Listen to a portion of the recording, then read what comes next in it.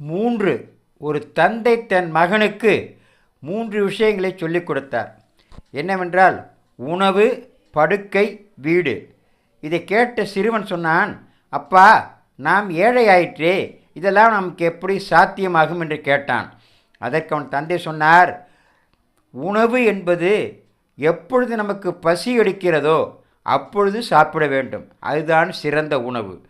படுக்கை என்பது பொழுதென்றும் நன்றாக வேலை செய்து அசதியாக படுத்தவுடன் தூக்கம் வருகிறது அல்லவா, அதுதான் நல்ல படுக்கை என்றார். சரி, வீடு என்றால் என்ன?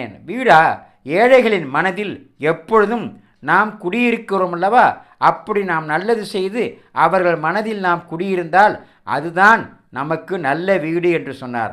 ஆக இந்த 3 விஷயங்கள், உணவு, படுக்கை, வீடு, இதை நாமும் இன்றிலிருந்து பின்பற்றலாமே.